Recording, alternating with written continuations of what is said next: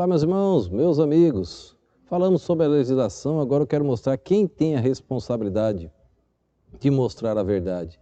Quem tem a responsabilidade de mostrar os princípios bíblicos, irmãos? Diante de uma sociedade envolvida no pecado, diante de uma sociedade caída, irmãos. Não tem como restaurar a não ser através da pessoa de Jesus Cristo. Então isso cabe a quem? Às igrejas, irmãos. A igreja do Senhor Jesus Cristo. Ela tem essa grande responsabilidade. Vamos ver isto hoje. As igrejas batistas aqui no Brasil, irmãos, porém, estão à altura desta missão? Ou farão, como aconteceu e acontece nos Estados Unidos, na Inglaterra e em outros países, onde acomodadas e inertes assistem à desgraça dos homens e de muitos dos seus próprios membros. Também em nosso país há ingentes esforços através da psicologia, da pedagogia e da sociologia, de novos conceitos, de novas estratégias, de novas experiências, no sentido de ajudar o homem a orientar melhor a sua conduta. Só o Evangelho de Jesus Cristo, na sua inteireza e na sua genuinidade, poderá salvar espiritualmente o homem. E salvo espiritualmente, também estará salvo social e familiarmente. Conscientes de sua incumbência, estarão as igrejas batistas? Estarão capacitadas? Seus ministros estarão, porventura, concordes com Jesus Cristo quanto aos seus ensinos referentes à família? Para qualquer compreensão de assuntos bíblicos e estas bíblicas, se faz necessário compreender o significado das palavras. Eu quero tentar ajudar os líderes, tentar ajudar os crentes com um texto de Mateus 19, que parece difícil. Para mim, uns anos ficar difícil, eu orei. Mas Deus hoje mostrou claramente o que diz o texto bíblico, tá? Para se entender, para a compreensão de assuntos bíblicos e extras bíblicos, se faz necessário compreender o significado das palavras. Compreendendo o significado, abre-se um leque de entendimento. Nossa mente é fantástica, desde que usamos nossas faculdades mentais. Uma discussão ou um estudo de qualquer assunto pode resultar infrutífero sem se entender o sentido das palavras-chave arroladas. Ao iniciarmos o exame do assunto divórcio, vamos conhecer os vocábulos importantes e fundamentais de nossa tese, mesmo porque o seu significado é ignorado de muita gente aficionada do divorcismo. Examinemos, pois, o sentido das seguintes palavras. Prostituição. É muito importante guardar isso aqui para entender o assunto divórcio na Bíblia, tá? E outros assuntos também. Prostituição é o comportamento que leva uma pessoa a praticar habitualmente relações sexuais com um número indeterminado de outras pessoas mediante remuneração. Então, o que é a prostituição? Pessoas têm relações sexuais com outras pessoas por dinheiro. A prostituta, por conseguinte, é aquela que aluga mediante uma taxa as suas carnes a qualquer indivíduo. Nesse caso, o prostíbulo ou meretrício é a casa onde se agrupam essas mulheres que mercadejam seu sexo. Então, significado de prostituição. Significado de adultério é o ato sexual praticado por pessoa casada com alguém que não é o seu cônjuge. Quem é solteiro, portanto, não pratica o adultério. Se mantém relações sexuais, embora ilícitas e pecaminosas, com outra pessoa, também solteira. Não é adultério. Vamos ver o significado já, tá bom? Fornicação é a relação sexual entre pessoas solteiras e sem remuneração. Adultério é uma terceira pessoa em um casamento. Então, adultério não pode ser praticado por solteiros. Aqui está a explicação de Mateus 19, mas vamos mostrar outros detalhes também.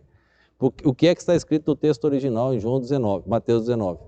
E fornicação é a relação sexual entre pessoas solteiras, sem remuneração. Mancebia ou concubinato é a união fornicária ou a frequência habitual das relações sexuais entre as mesmas pessoas pelo fato de morarem juntas, sem contudo serem casadas. Se mora junto, tem uma vida sexual ativa, tornou-se uma só carne, mas não se casaram, é mancebia ou concubinato, também é pecado. Desquite é a separação litigiosa ou amigável dos cônjuges pronunciada pela autoridade competente, mas sem a dissolução do casamento. Apesar da separação dos corpos, o vínculo matrimonial permanece, por isso ficam impedidos de contrair novo casamento legal.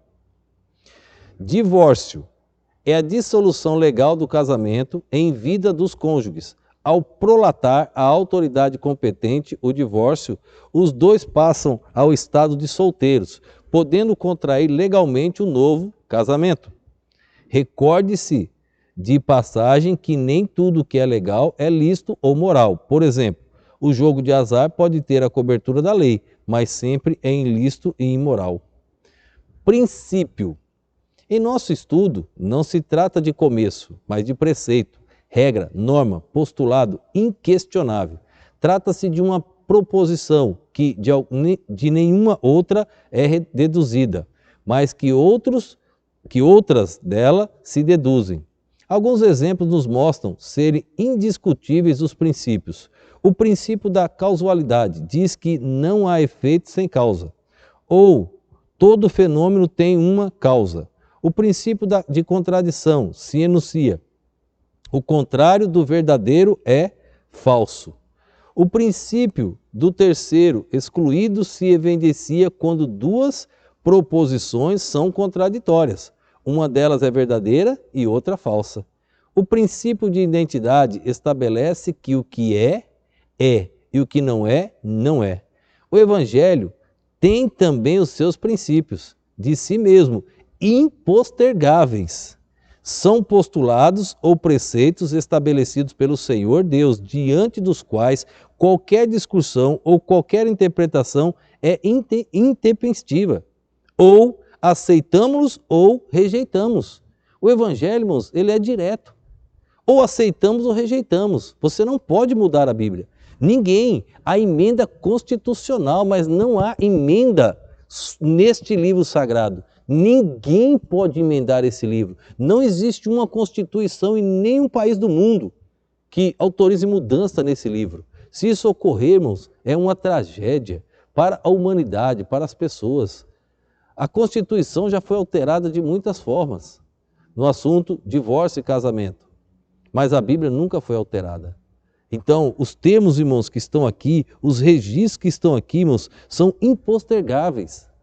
Não há mudança, impossível. Não há questionamento, não há meio termo, não há jeitinho brasileiro.